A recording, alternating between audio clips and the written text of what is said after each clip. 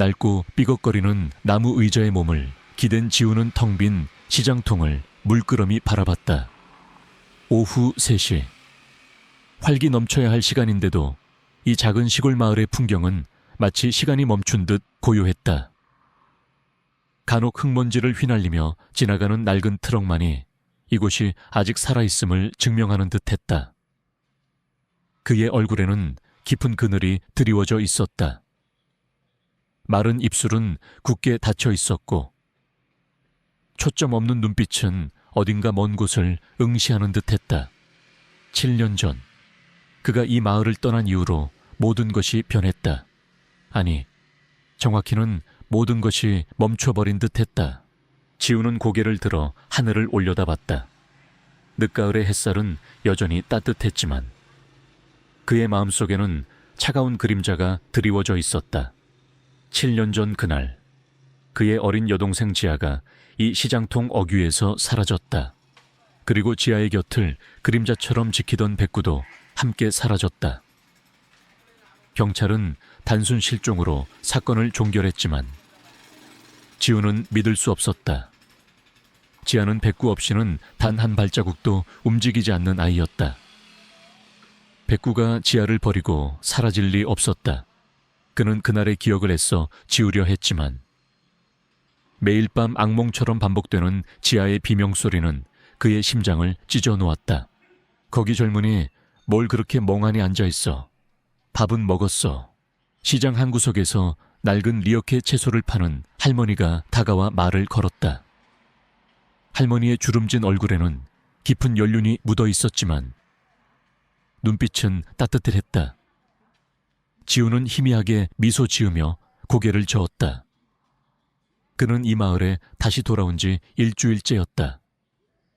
7년 만에 찾은 고향은 낯설었고 사람들의 시선은 여전히 그에게 냉담했다. 지아의 실종 사건 이후 마을 사람들은 지우의 가족을 불운의 상징처럼 여겼다. 이봐 젊은이, 7년 전 그 사건 때문에 아직도 여기 있어 잊을 건 잊고 새로운 삶을 살아야지. 그게 죽은 아이를 위한 길이야. 할머니는 안타깝다는 듯이 말했다. 지우는 아무 말 없이 고개를 숙였다. 잊을 수 없었다. 아니, 잊어서는 안 되었다. 지아의 죽음에는 분명 감춰진 진실이 있을 터였다. 그는 그 진실을 밝히기 위해, 그리고 마지막으로 지아를 지켜주지 못했던 자신의 죄책감을 덜기 위해 이 마을에 돌아왔다. 그때 시장통 저 멀리서 희미한 낑낑거리는 소리가 들려왔다. 지우의 귀가 쫑긋 섰다. 녀석의 소리였다. 그의 심장이 격렬하게 뛰기 시작했다. 7년 만에 다시 듣는 녀석의 소리였다. 그는 홀린 듯 소리가 나는 쪽으로 발걸음을 옮겼다. 소리가 나는 곳은 시장통 외곽에 있는 낡은 폐가였다. 폐가는 오랫동안 비어 있었고 으스스한 기운이 감돌았다. 그곳에는 낡은 철창이 굳게 잠겨 있었고 철창 안에는 한 마리의 늙고 병든 개가 웅크리고 있었다. 털은 엉망으로 엉켜 있었고 몸은 앙상하게 말라 있었다. 하지만 개의 눈빛은 여전히 강렬했다. 간절함과 함께 무언가를 갈망하는 듯한 깊은 슬픔이 담겨 있었다. 지우는 그 눈빛을 한눈에 알아봤다. 백구였다. 7년 전 지아와 함께 사라졌던 그의 여동생의 백구였다. 그의 심장이 미친 듯이 요동쳤다. 백구가 살아있었다니. 7년 동안. 이 끔찍한 폐가에서 백구는 무엇을 먹고 무엇을 기다렸던 것일까? 백구야. 지우의 목소리가 떨렸다. 백구는 지우의 목소리에 반응하듯 고개를 들었다.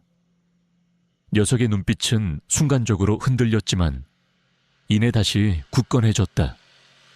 백구는 지우에게 다가오지 않았다.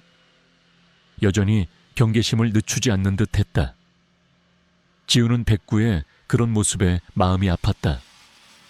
백구는 분명히 오랜 시간 동안 혼자였고 사람들에게 버림받았음을 알 수 있었다. 그때 등 뒤에서 싸늘한 목소리가 들려왔다. 거기 당신 함부로 걔한테 다가가지 마시오. 돌아서자. 깡마른 몸매에 날카로운 눈빛을 가진 중년 남자가 서 있었다. 그는 이 마을의 토박이로 개백정이라는 별명으로 불리는 최 씨였다. 그는 오래전부터 시장에서 불법적으로 개를 도축하고 팔아왔다. 그의 손에는 낡은 몽둥이가 들려 있었다. 이 개는 내 개야. 아무도 건드릴 수 없어. 왜 남의 개한테 얼쩡거리는 거야? 최 씨의 목소리에는 위협적인 기운이 감돌았다. 이 개는 제 여동생의 개입니다. 백구라고요? 지우는 침착하게 말했다. 그의 목소리는 떨렸지만 그 속에는 단호함이 묻어 있었다. 최 씨는 비웃듯이 웃었다. 그 죽은 아이의 개라고. 그 개는 7년 전부터 이 폐가에 버려진 떠돌이 개였어. 내가 거둬서 키우는 개라고. 어차피 버려진 개. 내가 데려가지 않았으면 벌써 죽었을 거야. 뭘 그렇게 따져. 지우의 분노가 치밀어 올랐다. 그는 최 씨가 백구를 학대하고 있었음을 직감했다. 백구의 마른 몸과 엉망이 된 털, 그리고 눈빛에 담긴 절망감은 그 사실을 명확히 말해주고 있었다. 당신이 백구를 이렇게 만든 겁니까? 백구를 돌보지 않고 방치한 겁니까? 최 씨는 몽둥이를 휘두르며 위협적으로 다가왔다. 뭘 안다고 나대 감히 개백정을 우습게 보지 마. 지우는 최 씨의 위협에도 불구하고 물러서지 않았다. 그는 백구를 보호해야 했다. 백구는 지하의 마지막 흔적이었다. 그가 7년 동안 찾고 헤매던 희망이었다. 이 개는 내가 데려갈 겁니다. 지우는 단호하게 말했다. 최 씨는 코웃음을 쳤다. 웃기지도 않는 소리. 이 개는 내가 기껏 키워준 개야. 돈을 내던가 아니면 여기서 꺼져. 그는 몽둥이를 휘둘러 지우의 머리를 겨냥했다. 지우는 간발의 차이로 몽둥이를 피했다. 그의 얼굴을 스쳐 지나가는 바람이 차가웠다. 최 씨는 다시 몽둥이를 휘둘렀다. 지우는 최 씨의 손목을 붙잡고 비틀었다. 최 씨는 비명을 지르며 몽둥이를 놓쳤다. 이 자식이 감히 어디서 폭력을 써. 최 씨는 지우에게 달려들었다. 지우는 최 씨를 밀쳐냈다. 최 씨는 바닥에 나동그라졌다. 그때 백구가 낮은 으르렁거림과 함께 최 씨에게 달려들었다. 백구의 눈빛은 분노로 이글거렸다. 녀석은 최 씨의 다리를 물려했지만 지우가 재빨리 백구를 제지했다. 백구야, 안 돼. 백구는 지우의 제지에 멈칫했다. 녀석은 최 씨를 노려보며 으르렁거렸지만 지우의 명령에 복종하듯 물러섰다. 최 씨는 공포에 질려 뒷걸음질 쳤다. 백구의 눈빛에서 느껴지는 강렬한 살기에 그는 겁을 먹은 듯 했다. 아이 미친 게 저게 어디 감히 사람을 물려고 해. 최 씨는 간신히 몸을 일으켜 비틀거리며 도망쳤다. 지우는 최 씨의 뒷모습을 노려봤다. 그는 백구를 학대한 최 씨를 용서할 수 없었다. 하지만 지금은 백구를 보호하는 것이 먼저였다. 지우는 철창문을 열었다. 백구는 망설이는 듯했다.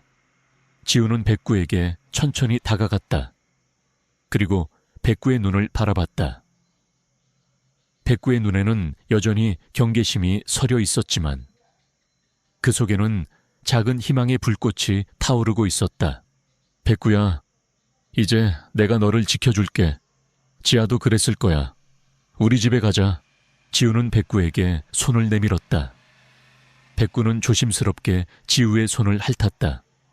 따뜻하고 부드러운 감촉이었다. 7년 만에 다시 느끼는 온기였다. 백구는 지우의 손을 따르듯 철창 밖으로 걸어 나왔다. 백구의 목덜미에는 낡고해진 가죽 목줄이 채워져 있었다. 목줄은 너무 낡아서 이름표는 보이지 않았다. 지우는 백구의 목줄을 조심스럽게 풀었다. 그때 목줄 안쪽에서 희미하게 빛나는 작은 금속 조각이 보였다. 그것은 지아의 목걸이에 달려있던 펜던트와 비슷했다. 지우는 펜던트를 조심스럽게 만져봤다. 펜던트에는 작게 새겨진 문양이 있었다. 뱀이 또아리를 튼 듯한 기묘한 문양이었다. 지우는 의아했다. 지아의 목걸이에는 이런 문양이 없었다. 이 문양은 무엇을 의미할까? 그리고 왜 백구의 목줄에 이런 것이 숨겨져 있었을까? 그의 뇌리를 스치는 불길한 예감. 지아의 실종 사건에는 분명 감춰진 진실이 있을 터였다. 그리고 백구는 그 진실을 밝힐 중요한 열쇠가 될 것이었다. 지우는 백구의 목을 쓰다듬었다. 백구는 그의 품에 얼굴을 비볐다. 7년의 기다림 끝에 그들은 마침내 재회했다. 하지만 그들의 재회는 단순한 만남이 아니었다. 그것은 7년 전의 비극적인 사건과 연결된 거대한 미스터리의 시작이었다. 백구의 눈빛은 지우에게 무언가를 말하는 듯했다. 그 눈빛 속에는 슬픔과 함께 알 수 없는 진실이 담겨 있었다. 지우의 낡은 집은 7년 전 그대로였다. 곰팡이 냄새가 희미하게 풍겨왔지만 백구는 익숙한 듯 마당을 이리저리 뛰어다녔다. 녀석의 눈빛은 비로소 평화를 찾은 듯 보였다. 지우는 백구가 안정을 찾는 모습을 보며 마음속 깊이 안도했다. 백구는 그에게 단순한 개가 아니었다.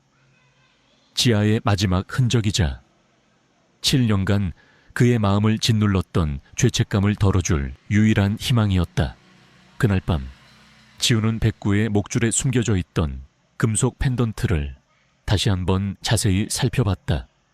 낡고 해진 가죽 목줄에 위태롭게 매달려 있던 펜던트. 그 위에는 희미하게 새겨진 뱀 문양이 보였다. 뱀이 또아리를 튼 듯한 기묘한 형상이었다. 지아의 목걸이에는 이런 문양이 없었다. 이 문양은 무엇을 의미할까? 그리고 왜 백구의 목줄에 이런 것이 숨겨져 있었을까? 그는 펜던트를 이리저리 돌려봤다. 펜던트는 차갑고 묵직했다. 언뜻 보기에는 단순한 장신구 같았지만 지우의 직감은 이것이 평범한 물건이 아님을 말해주고 있었다. 뱀 문양은 어딘가 익숙한 듯하면서도 동시에 알 수 없는 불길함을 안겨주었다. 지우는 잠자리에 들었지만 잠을 이룰 수 없었다. 그의 머릿속은 온통 백구와 뱀 문양 그리고 7년 전 그날의 비극으로 가득했다. 그때 그의 뇌리를 스치는 섬광. 그는 꿈을 꾸는 듯했다. 꿈속에서 어린 지아가 백구와 함께 숲속을 뛰어다니고 있었다. 그리고 지아의 뒤를 쫓는 거대한 그림자. 그림자는 뱀처럼 꿈틀거렸고 그 그림자의 손목에는 뱀 문양이 선명하게 새겨져 있었다. 지우는 화들짝 잠에서 깼다. 온몸은 식은땀으로 젖어 있었다. 꿈이었다. 하지만 너무나 생생해서 현실 같았다. 그는 창밖을 내다봤다. 어둠이 짙게 깔려 있었다. 백구는 마루에 엎드려 자고 있었다. 녀석의 몸은 평온했지만 어딘가 불안하게 움찔거리는 듯했다. 지우는 백구가 자신의 꿈을 함께 꾸는 듯한 느낌을 받았다. 다음날 아침 지우는 백구를 데리고 시장통을 돌아다녔다. 백구는 7년 전과 달리 사람들을 경계했다. 특히 최 씨를 만나자 낮은 으르렁거림으로 경고를 보냈다. 최 씨는 백구의 위협에 겁을 먹은 듯 도망치듯 자리를 피했다. 마을 사람들은 백구를 보며 수군거렸다. 7년 전 지아의 실종 사건과 얽힌 불운에게라고 손가락질하는 이들도 있었다. 지우는 그들의 시선에 아랑곳하지 않았다.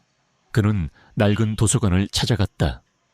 마을에 관련된 오래된 기록들을 찾아보기 위해서였다. 도서관은 작고 낡았지만 오래된 책들이 빼곡하게 꽂혀 있었다. 지우는 마을의 역사와 관련된 서적들을 뒤적였다. 그리고 한 권의 오래된 지리서에서 뱀 문양과 관련된 기록을 발견했다. 기록에는 7년마다 마을에 뱀의 저주가 내린다는 내용이 적혀 있었다. 뱀의 저주가 내리면 마을에 알 수 없는 불행이 닥치고 귀한 것을 잃는다는 것이었다. 그리고 그 저주를 풀기 위해서는 뱀의 눈물을 찾아야 한다는 전설이 있었다. 뱀의 눈물은 마을 어귀에 숨겨진 비밀의 장소에 있으며 그것은 마을의 번영과 재앙을 좌우하는 신비한 힘을 가지고 있다는 것이었다. 지아의 실종이 7년 전이었다. 그리고 지금이 7년이 되는 해였다. 우연의 일치일까? 아니면 이 모든 것이 저주와 관련되어 있을까? 지우는 뱀 문양이 그려진 펜던트를 다시 한번 살펴봤다. 백구의 목줄에 숨겨져 있던 펜던트였다. 어쩌면 이 펜던트가 뱀의 저주와 뱀의 눈물을 찾을 열쇠가 될지도 모른다는 생각이 들었다. 그는 뱀 문양에 대해 더 자세히 알아보기 위해 오래된 민간신앙 관련 서적들을 찾아봤다.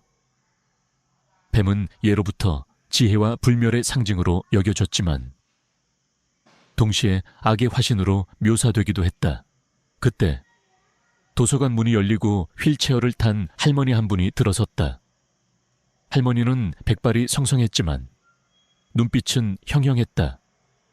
그녀는 이 마을의 최고령자로 지우의 외할머니였다. 지우는 어릴 적 외할머니와 함께 살았지만 지아의 실종 사건 이후 외할머니는 충격으로 몸져 누웠고 요양병원으로 옮겨졌다. 지우는 외할머니에게 자신의 방문 사실을 알리지 않았다. 혹시라도 과거의 아픈 기억이 되살아날까봐 두려웠기 때문이었다. 지우야. 외할머니의 목소리가 희미하게 들려왔다. 지우는 외할머니에게 다가갔다. 외할머니는 지우의 손을 잡고 눈물을 흘렸다. 내 새끼, 이렇게 다 컸구나. 지아도 네가 이렇게 클 줄 알면 얼마나 좋아했을까. 지우는 외할머니를 품에 안았다. 오랜만에 느끼는 따뜻한 온기였다. 그는 백구의 목줄에 있는 뱀 문양에 대해 외할머니에게 물었다. 외할머니는 뱀 문양을 보자마자 몸을 떨었다. 그녀의 얼굴에는 공포가 서렸다.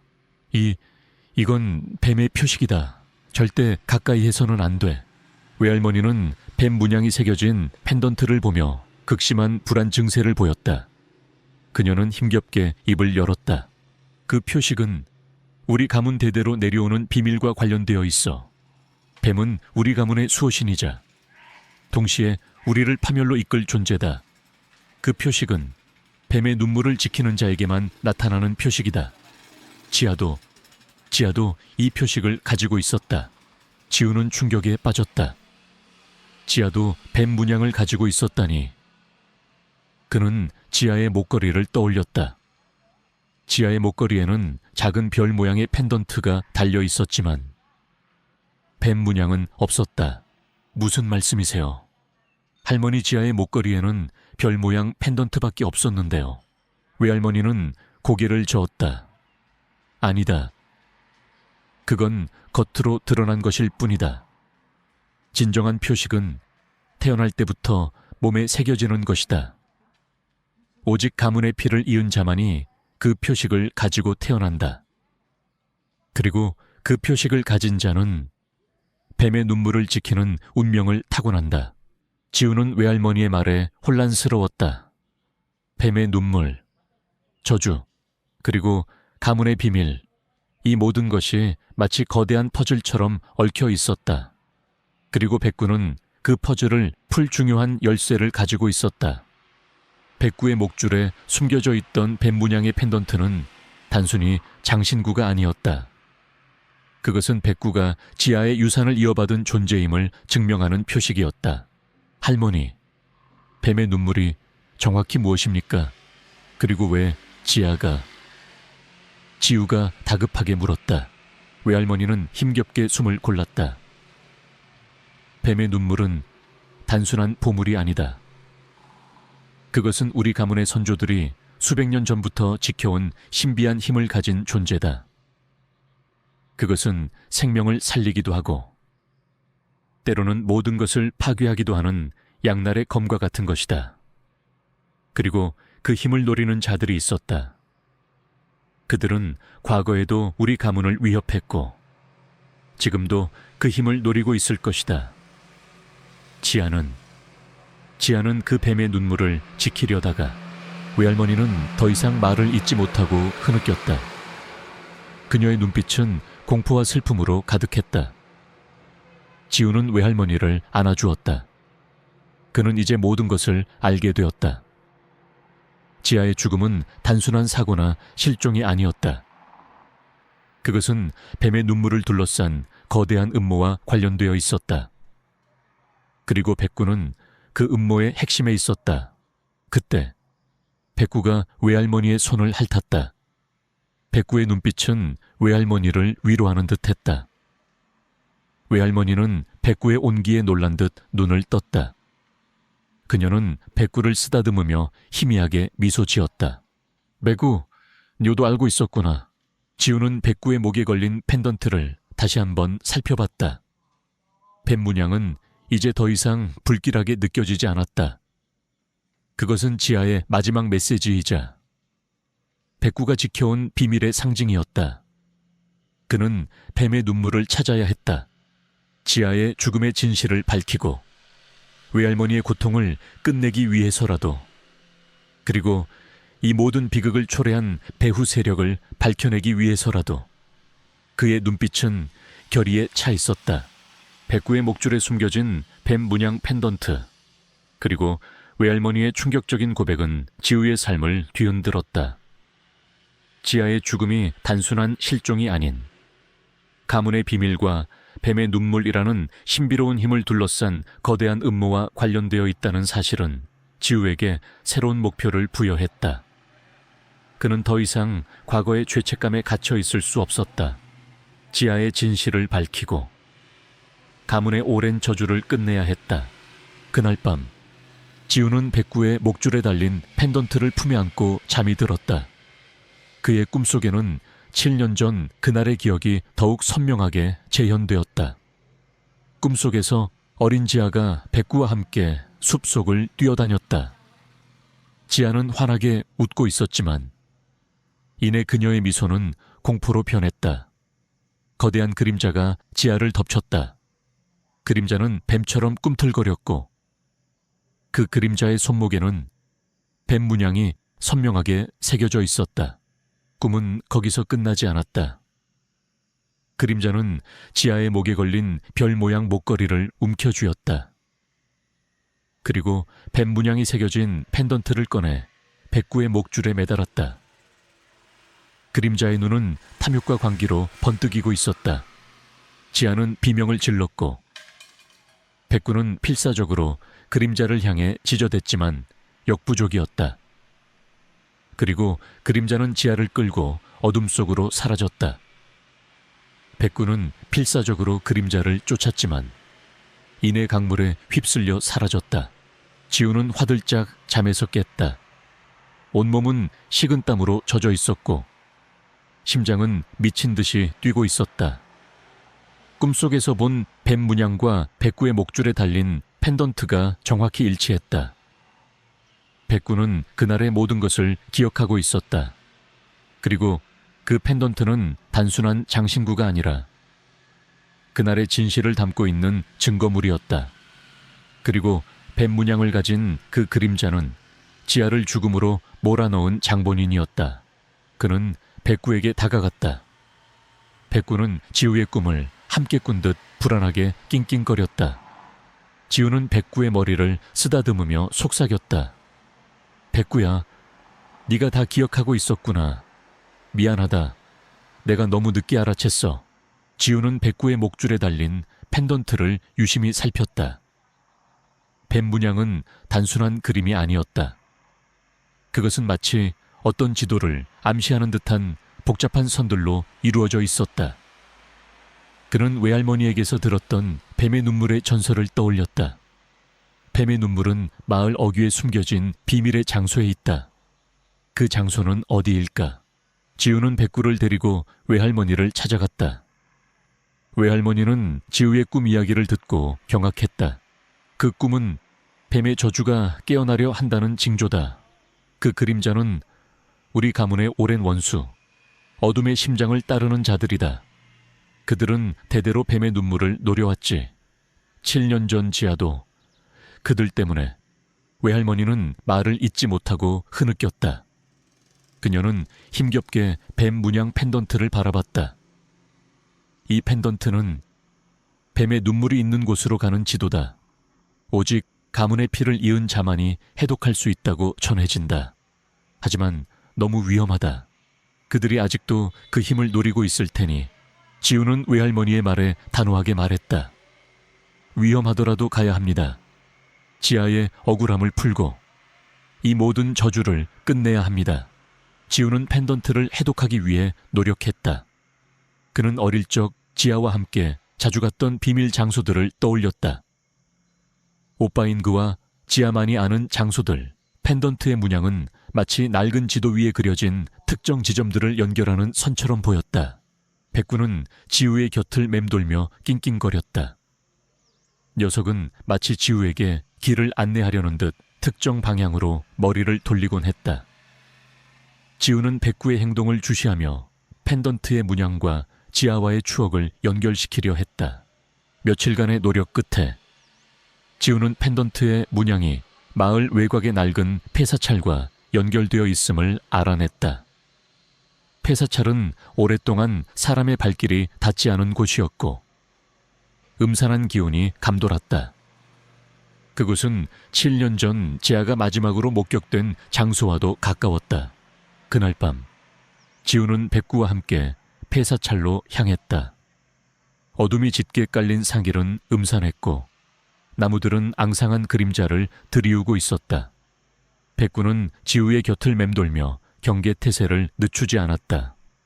녀석의 눈빛은 비장했다. 마치 과거의 기억을 되새기며 복수를 다짐하는 듯했다. 폐사찰은 낡고 허물어져 있었다. 대웅전은 무너져 있었고 돌담에는 이끼가 가득했다. 사찰 안은 칠흑 같은 어둠에 휩싸여 있었지만 지우의 눈에는 펜던트의 문양과 일치하는 희미한 흔적들이 보였다. 백구는 특정 방향을 향해 코를 들이대며 킁킁거렸다. 녀석은 마치 보이지 않는 길을 따라 걷는 듯했다. 백구가 멈춰 선 곳은 대웅전 뒤편의 작은 동굴 입구였다. 동굴 입구는 칡넝쿨과 잡초로 뒤덮여 있었고 겉으로는 아무것도 보이지 않았다. 하지만 백구는 낑낑거리며 동굴 입구를 향해 몸을 비볐다. 지우는 칡넝쿨을 헤치고 동굴 입구를 열었다. 동굴 안은 칠흑 같은 어둠에 휩싸여 있었다. 지우는 휴대폰 불빛에 의지해 동굴 안으로 진입했다. 동굴은 생각보다 깊고 길었다. 바닥은 축축했고 천장에서는 물방울이 떨어지는 소리가 스산하게 울렸다. 백구는 지우의 곁을 맴돌며 그를 안내했다. 녀석은 마치 과거의 길을 기억하는 듯 망설임 없이 전진했다. 얼마쯤 안으로 들어갔을까? 동굴 끝에 희미한 빛이 보였다. 빛이 나는 곳으로 향하자 거대한 지하 공간이 나타났다. 그곳은 마치 고대 유적지 같았다. 거대한 석상들이 줄지어 서 있었고 벽면에는 알 수 없는 고대 문자들이 새겨져 있었다. 그리고 공간 중앙에는 거대한 석관이 놓여 있었다. 지우는 석관에 다가갔다. 석관은 낡고 이끼가 가득했지만 그 위에 새겨진 문양은 뱀 문양과 정확히 일치했다. 뱀의 눈물이 이곳에 숨겨져 있는 것일까? 그의 심장이 격렬하게 뛰었다. 그때 동굴 입구에서 인기척이 느껴졌다. 그리고 어둠 속에서 싸늘한 목소리가 들려왔다. 결국 여기까지 왔군. 7년 만에 다시 만나게 되는구나. 지우는 화들짝 돌아섰다. 동굴 입구에는 검은 옷을 입은 남자들이 서 있었다. 그들의 팔에는 뱀 문신이 선명하게 새겨져 있었다. 그리고 그들 앞에는 그의 꿈속에서 지아를 끌고 갔던 바로 그 그림자 같은 남자가 서 있었다. 남자의 얼굴은 차갑고 잔혹했다. 그의 눈빛은 탐욕과 광기로 번뜩이고 있었다. 내 놈이 지아를 죽였어. 지우의 목소리에는 분노가 서려 있었다. 남자는 비웃듯이 웃었다. 그깟짓 아이 하나 죽은 게 뭐가 대수라고. 그 아이는 뱀의 눈물을 지키는데 방해될 뿐이었다. 그리고 이제 뱀의 눈물은 내 것이 될 것이다. 남자는 지우를 향해 다가왔다. 그의 손에는 섬뜩한 뱀 문양이 새겨져 있었다. 백구는 낮은 으르렁거림과 함께 남자에게 달려들려 했지만 지우가 백구를 제지했다. 지우는 백구를 자신의 뒤로 숨겼다. 그는 백구를 보호해야 했다. 백구는 지아의 마지막 희망이자 이 모든 진실을 밝힐 유일한 증인이었다. 남자는 지우를 향해 손을 뻗었다. 그의 손에서 알 수 없는 기운이 뿜어져 나왔다. 지우는 본능적으로 몸을 피했다. 남자는 아난타 조직의 간부였다. 그는 어둠의 심장이라 불리는 존재였다. 어리석은 놈 내깟 것이 감히 나를 막을 수 있을 것 같으냐. 어둠의 심장은 지우에게 맹렬하게 공격을 퍼부었다. 지우는 필사적으로 그의 공격을 막아냈다. 그의 몸은 빠르게 움직였지만 어둠의 심장의 공격은 강력했다. 지우는 고전했다. 그의 머릿속에는 지아의 비명소리가 울려 퍼졌다. 그때 백구가 어둠의 심장을 향해 맹렬하게 달려들었다. 녀석은 어둠의 심장의 다리를 물어뜯으려 했다. 어둠의 심장은 섀도우의 예상치 못한 공격에 당황했다. 녀석은 백구를 향해 발길질을 했다. 백구는 낑낑거리며 쓰러졌다. 백구야, 지우는 절규했다. 그의 눈빛은 분노로 이글거렸다. 어둠의 심장은 다시 지우에게 달려들었다. 그의 손에서 뿜어져 나오는 어둠의 기운이 지우를 덮쳤다. 지우는 쓰러졌다. 그의 몸은 움직일 수 없었다. 어둠의 심장은 지우를 내려다보며 비열하게 웃었다. 이제 모든 것이 끝났다. 뱀의 눈물은 내 것이 될 것이고 너희 가문의 저주도 영원히 계속될 것이다. 어둠의 심장은 석관을 향해 다가갔다. 그때 백구가 필사적으로 몸을 일으켰다. 녀석은 어둠의 심장을 향해 마지막 힘을 짜내듯 달려들었다. 백구는 어둠의 심장의 팔에 새겨진 뱀 문신을 물어뜯었다. 뱀 문신은 검은 피를 흘리며 일그러졌다. 크악, 이 미친 개새끼가. 어둠의 심장은 비명을 질렀다. 백구는 마지막 힘을 짜내듯 어둠의 심장을 놓지 않았다. 그 틈을 타 지우는 몸을 일으켰다. 그의 눈빛은 분노와 복수심으로 이글거렸다.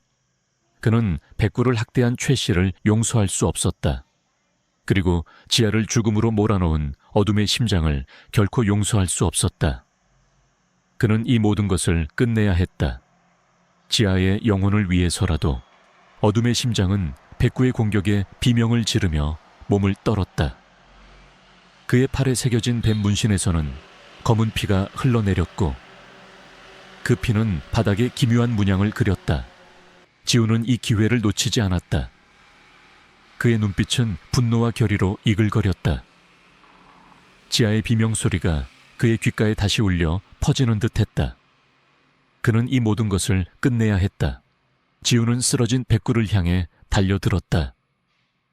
백구는 고통에 신음하고 있었지만 그의 눈빛은 여전히 어둠의 심장을 향하고 있었다. 녀석은 지우에게 무언가를 말하려는 듯 석관을 향해 고개를 돌렸다. 석관은 낡고 이끼가 가득했지만 그 위에 새겨진 뱀 문양은 이제 더 이상 신비롭지 않았다. 그것은 마치 7년 전 그날의 진실을 품고 있는 듯했다. 내 놈이 지아를 죽였어. 그리고 백구를 학대했어. 지우는 어둠의 심장을 향해 소리쳤다. 그의 목소리는 분노로 갈라졌다. 어둠의 심장은 백구에게 물린 팔을 움켜쥐고 고통에 신음했다. 그의 얼굴에는 광기 어린 증오심이 서려 있었다. 그까짓 개 한 마리가 감히 나를 방해해 그래. 내가 그 아이를 죽였다. 뱀의 눈물을 차지하기 위해서. 그리고 이 개는 쓸모없는 짐승일 뿐이었다. 그의 말에 지우의 분노는 극에 달했다. 그는 주먹을 꽉 쥐었다. 어둠의 심장은 다시 지우에게 달려들려 했지만 그의 몸은 백구에게 물린 상처 때문에 제대로 움직이지 못했다. 뱀 문신에서 흘러나오는 검은 피는 그의 힘을 약화시키고 있었다. 그때 백구가 힘겹게 몸을 일으켰다. 녀석은 어둠의 심장의 팔에 새겨진 뱀 문신을 다시 한번 노려봤다. 그리고 낮은 으르렁거림과 함께 석관을 향해 몸을 움직였다. 백구는 석관 위에 코를 들이댔다. 녀석의 코가 닿자마자 석관 위에서 희미한 빛이 뿜어져 나오기 시작했다. 무슨 짓을 하는 거야? 어둠의 심장이 소리쳤다. 그는 백구를 향해 달려들었지만 지우가 그의 앞을 막아섰다. 지우는 어둠의 심장을 향해 주먹을 날렸다.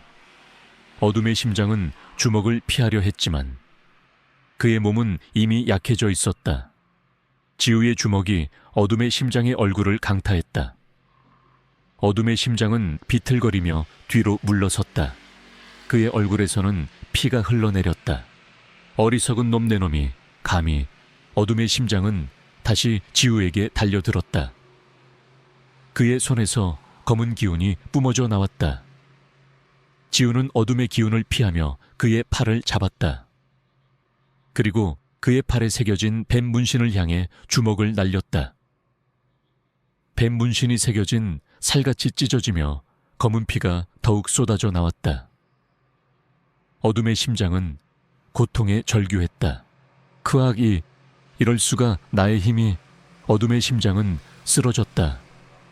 그의 몸은 경련했고 팔의 뱀 문신은 검게 변색되어 더 이상 빛을 발하지 못했다. 그의 눈에는 광기 대신 공포가 가득했다. 그의 힘은 사라진 듯했다. 그때 석관에서 뿜어져 나오던 빛이 더욱 강렬해졌다. 빛은 동굴 전체를 밝혔다. 백구는 석관 위에서 희미하게 빛나고 있었다. 녀석의 몸은 투명해지는 듯했다. 백구의 눈빛은 지우를 향해 있었다.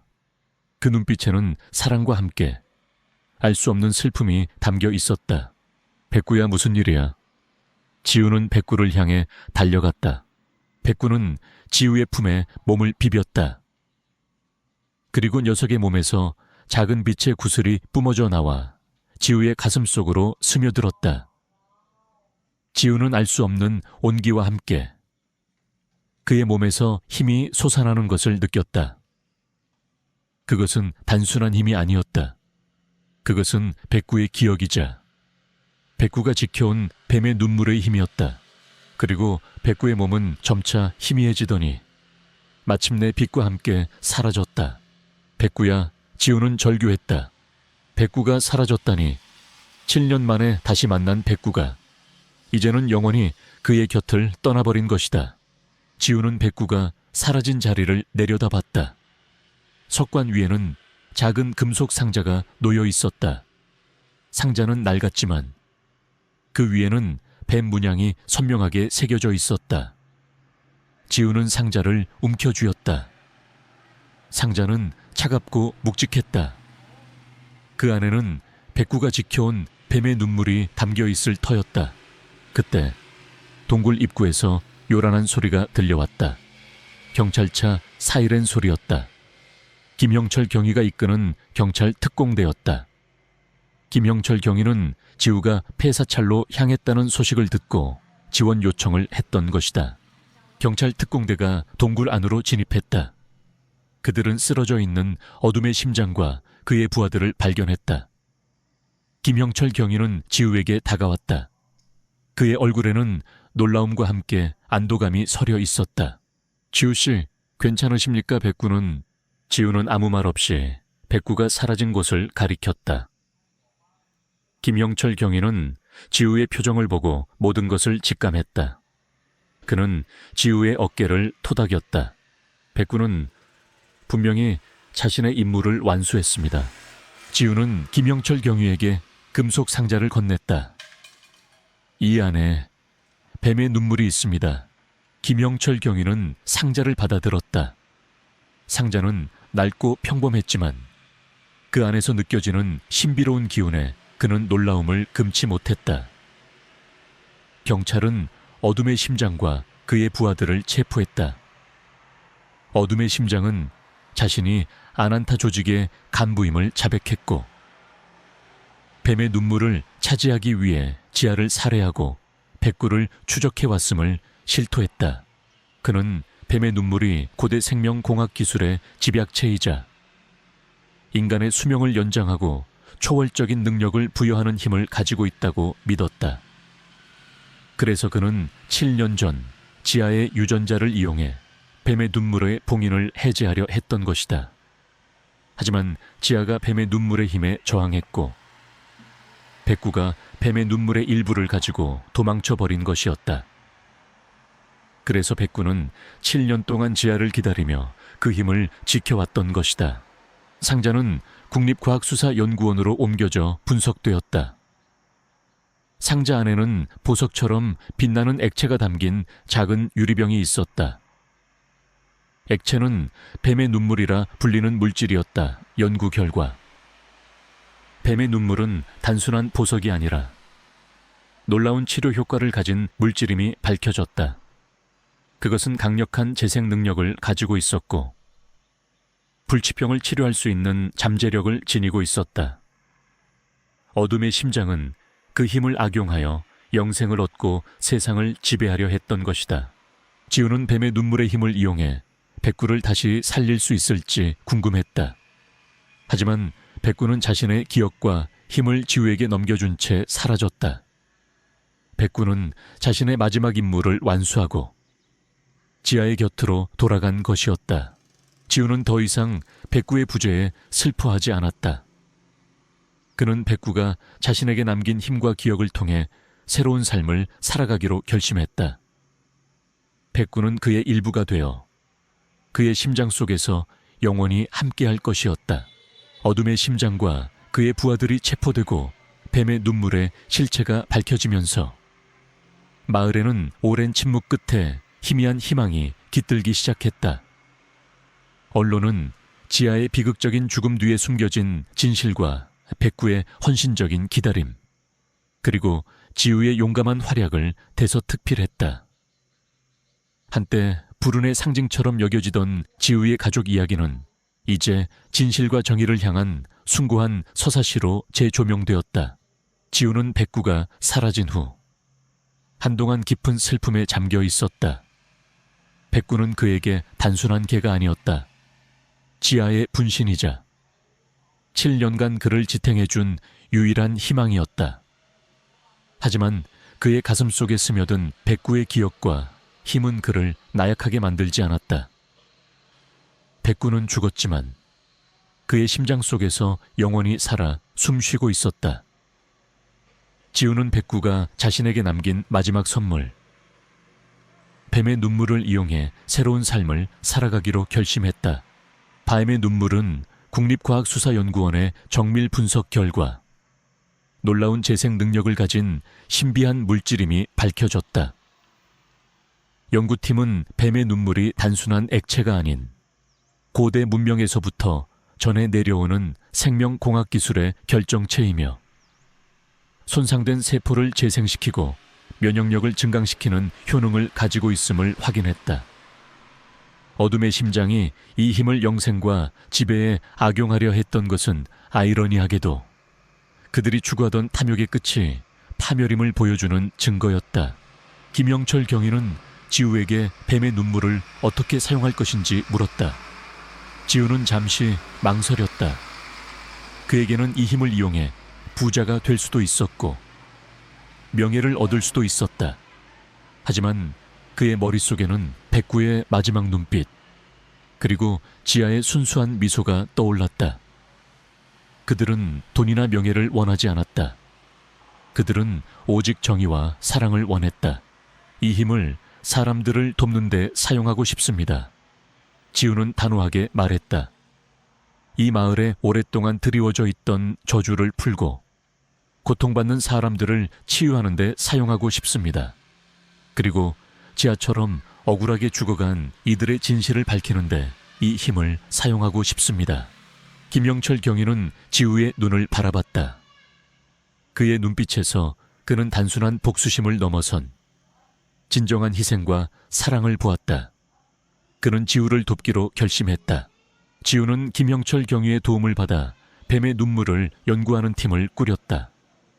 그들은 뱀의 눈물이 가진 놀라운 치료 효과를 이용하여 난치병으로 고통받는 환자들을 돕기 시작했다. 마을 사람들은 처음에 지우의 가족에게 냉담했지만 그의 헌신적인 노력과 뱀의 눈물이 보여주는 기적적인 치료 효과에 점차 마음을 열기 시작했다.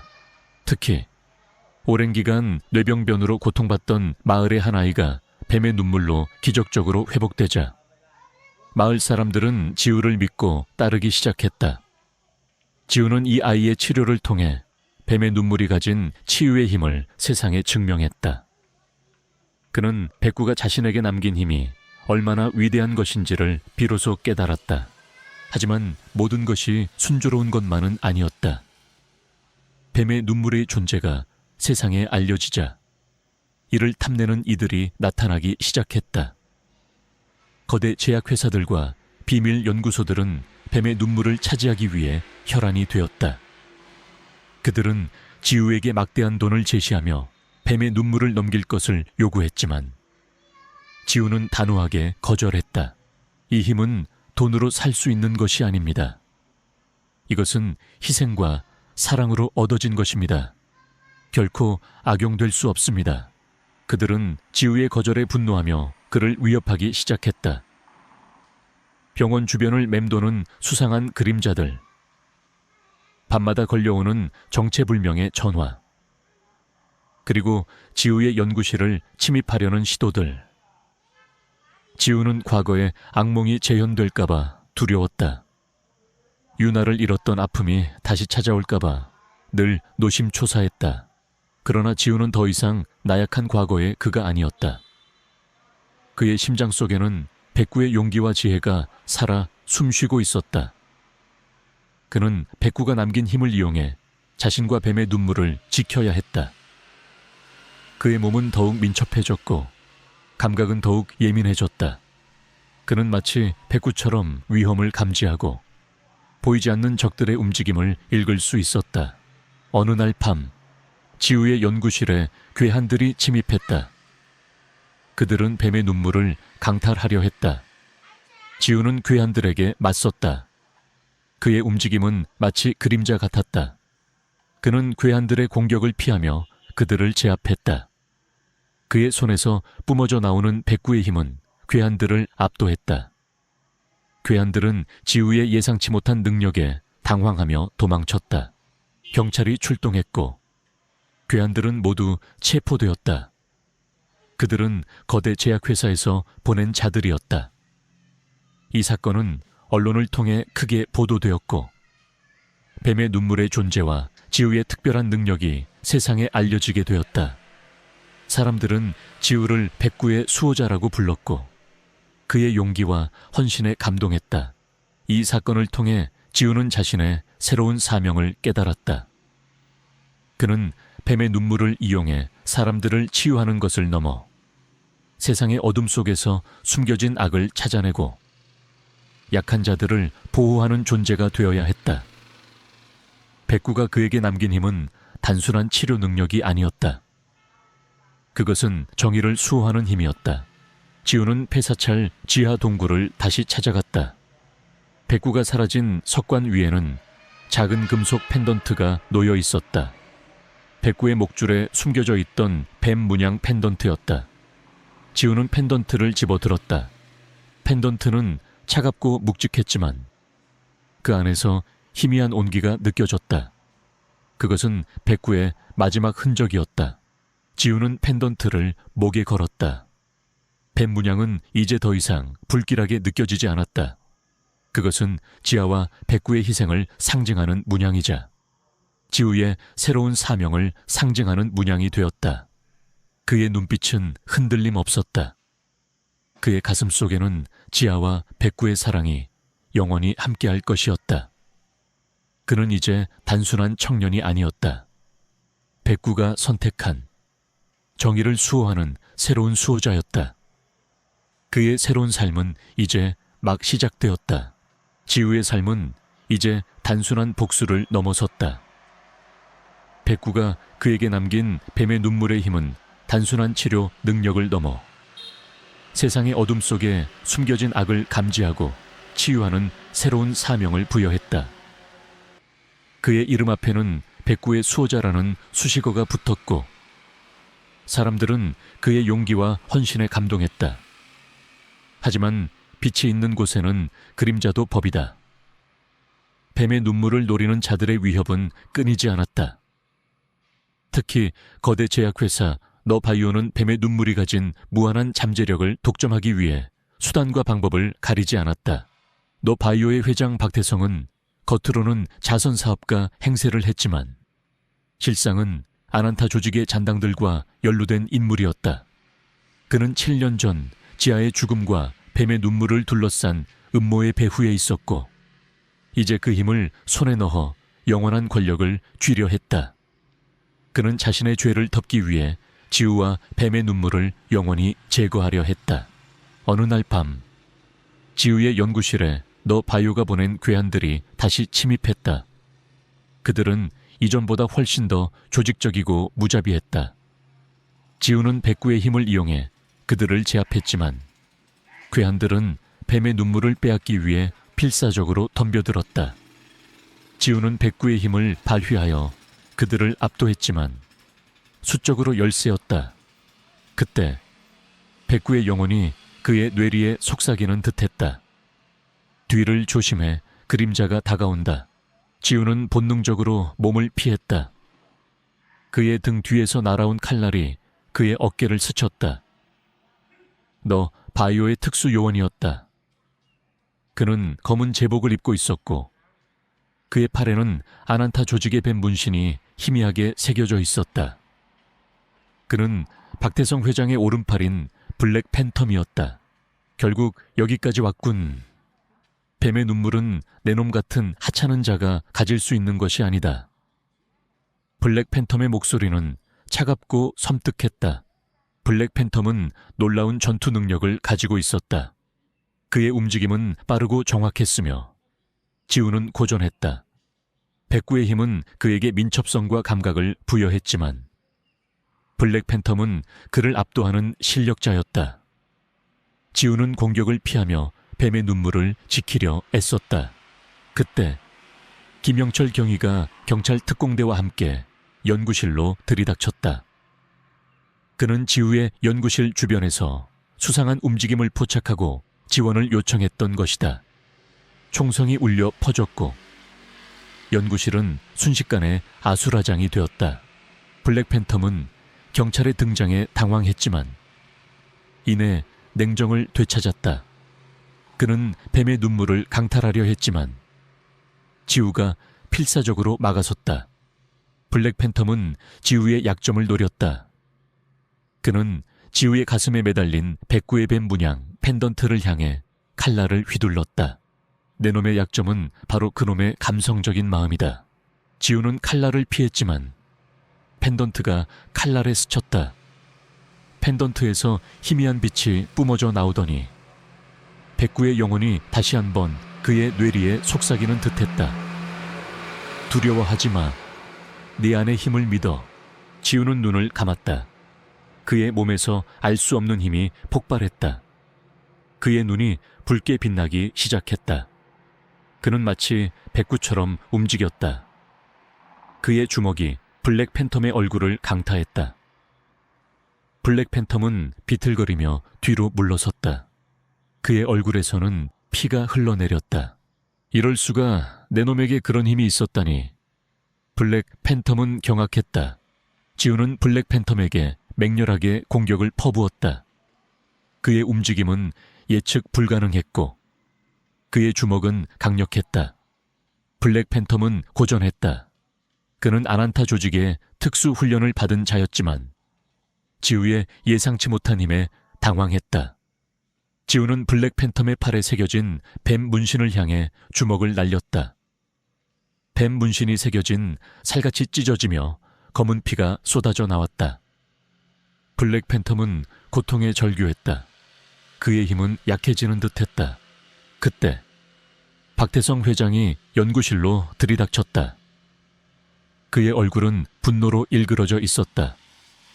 블랙팬텀, 뭘 하는 거야? 당장 저놈을 제거해. 박태성 회장은 총을 빼들어 지우를 향해 겨눴다. 김영철 경위가 박태성 회장을 향해 달려들었지만 박태성 회장은 김영철 경위를 향해 총을 난사했다. 김영철 경위는 피를 흘리며 쓰러졌다. 경위님, 지우는 절규했다. 박태성 회장은 지우를 향해 다시 총을 겨눴다. 뱀의 눈물은 내 것이 될 것이다. 내 놈 같은 미물 따위가 감히 나를 막을 수 있을 것 같으냐. 그 순간 지우의 눈빛이 섬뜩하게 변했다. 그는 더 이상 이성적인 판단을 할 수 없었다. 그의 몸은 백구의 본능에 지배당한 듯 움직였다. 그는 총알이 빗발치는 상황에서도 망설임 없이 박태성 회장을 향해 달려들었다.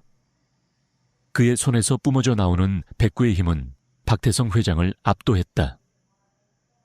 박태성 회장은 지우의 공격에 속수무책으로 당할 수밖에 없었다. 그의 몸은 바닥에 나뒹굴었고 그의 팔에 새겨진 뱀 문신은 검게 변색되어 더 이상 빛을 발하지 못했다. 박태성 회장은 체포되었고 블랙팬텀 또한 경찰에게 제압되었다.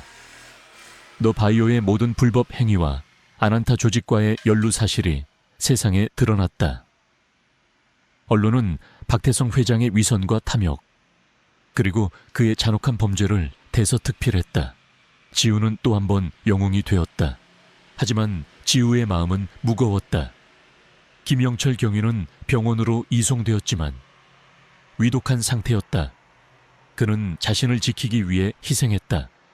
그리고 백구가 사라진 후 그에게 남겨진 이 힘은 과연 옳은 것일까 하는 의문이 들었다. 그는 병실에 누워있는 김영철 경위를 찾아갔다. 김영철 경위는 의식이 희미했지만 지우의 손을 잡았다. 지우 씨, 당신은 진정한 수호자입니다. 백구도 자랑스러워할 겁니다. 김영철 경위는 희미하게 미소 지으며 눈을 감았다. 지우는 김영철 경위의 손을 놓지 못했다. 그의 눈에서 뜨거운 눈물이 흘러내렸다. 그는 또 한 번 소중한 사람을 잃었다. 지우는 병실 창밖을 내다봤다. 새벽에 붉은 노을이 하늘을 물들이고 있었다. 그의 가슴 속에는 슬픔과 함께 알 수 없는 결의가 솟아났다. 그는 이제 더 이상 혼자가 아니었다. 그의 안에는 백구의 영혼이 살아 숨 쉬고 있었고 그의 곁에는 지아와 김영철 경위의 헌신이 함께하고 있었다. 그는 그들의 희생이 헛되지 않도록 이 세상의 어둠을 밝히는 한 줄기 빛이 되어야 했다. 그는 새로운 삶을 살아가기로 결심했다.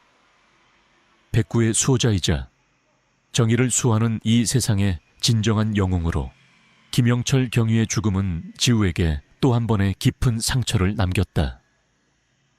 그는 지아의 죽음 이후 닫혀있던 마음의 문을 열고 세상으로 나아갈 용기를 주었던 이들을 하나씩 잃었다. 백구, 그리고 김영철 경위. 그들의 희생은 지우의 어깨에 더욱 무거운 짐을 지웠다.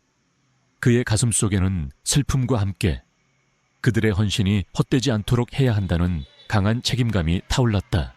김영철 경위의 장례식은 조용히 치러졌다. 그의 죽음은 공식적으로는 과로로 인한 심장마비로 처리되었지만 지우는 그것이 너 바이오와 아난타 조직의 잔당들이 저지른 또 다른 범죄임을 알고 있었다. 하지만 증거를 찾기 힘들었다. 그들은 너무나 교활했고 그림자처럼 움직였다. 지우는 다시 폐사찰 지하 동굴을 찾아갔다. 백구가 사라진 석관 위에는 여전히 뱀 문양 펜던트가 놓여 있었다. 그는 펜던트를 집어들었다. 펜던트는 차갑고 묵직했지만 그 안에서 희미한 온기가 느껴졌다. 그것은 백구의 마지막 흔적이자 백구의 영혼이 그의 곁에 있음을 알려주는 듯했다. 그는 펜던트를 목에 걸었다. 뱀 문양은 이제 더 이상 불길하게 느껴지지 않았다. 그것은 지하와 백구, 그리고 김영철 경위의 희생을 상징하는 문양이자 지우의 새로운 사명을 상징하는 문양이 되었다. 그의 눈빛은 흔들림 없었다. 그의 가슴 속에는 그들의 사랑이 영원히 함께할 것이었다. 지우는 백구가 남긴 뱀의 눈물의 힘을 이용해 사람들을 치유하는 데 전념했다. 그는 연구실을 확장하고 뱀의 눈물을 이용한 새로운 치료법을 개발했다. 그의 병원에는 전국 각지에서 난치병으로 고통받는 환자들이 찾아왔고 뱀의 눈물은 그들에게 기적과 같은 희망을 선사했다. 마을 사람들은 지우를 기적의 의사라고 불렀고 그의 헌신에 깊이 감사했다. 하지만 지우는 여기서 멈추지 않았다. 그는 뱀의 눈물을 노리는 어둠의 세력이 여전히 존재하고 있음을 알고 있었다. 특히 아난타 조직의 잔당들은 박태성 회장의 몰락 이후에도 비밀리에 활동하며 세력을 키우고 있었다. 그들은 뱀의 눈물을 이용해 다시 한번 세상을 지배하려 할 것이 분명했다. 지우는 그들을 감시하고 약한 자들을 보호하며 정의를 수호하는 새로운 사명을 수행하기로 결심했다. 어느 날 지우는 김영철 경위의 유품을 정리하다가 그의 낡은 수첩을 발견했다. 수첩 안에는 김영철 경위가 죽기 직전까지 추적하던 아난타 조직의 비밀 거점에 대한 정보가 담겨 있었다.